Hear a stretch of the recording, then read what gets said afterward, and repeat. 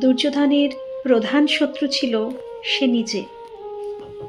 দুর্যোধন শক্তিশালী ছিল শরীরেও এবং সেনাবাহিনীতে, তবুও সে শেষ পর্যন্ত হেরে গেল। কেন? তার প্রধান কারণ তার ঈর্ষা।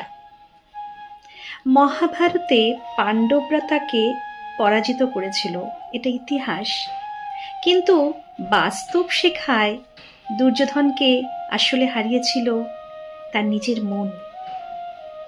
ঈর্ষা ঠিক এমন একটা আগুন যা প্রথমে মনকে পুড়িয়ে দেয়, তারপর বিবেককে ধ্বংস করে, আর অবশেষে মানুষের ভবিষ্যৎটাকে ছারখার করে দেয়।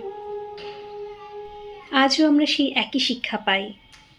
তোমার পাশের কেউ এগিয়ে যাচ্ছে বা তোমার চেয়ে কেউ একটু বেশি ভালো করছে, সেই মুহূর্তেই ঠিক হয় তুমি জিতবে নাকি হেরে যাবে। কারণ যদি অন্যকে এগিয়ে যেতে দেখলে বা তার উন্নতিতে যদি তোমার মধ্যে ঈর্ষার জায়গায় অনুপ্রেরণার জন্ম হয়, তাহলে তোমার মধ্যে ঈশ্বর বাস করছেন। আর যদি তুমি জ্বলে ওঠো রাগে ঈর্ষায়, তাহলে তোমার রিপোর্ট কার্ডে তুমি ফেল করেছ।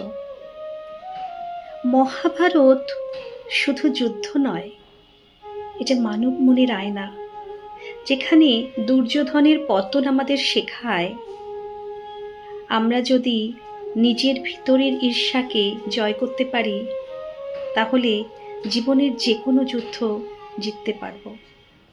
বন্ধুরা, আপনাদের মতামত জানাবেন। সকলে খুব ভালো থাকবেন, সঙ্গে থাকবেন। নমস্কার।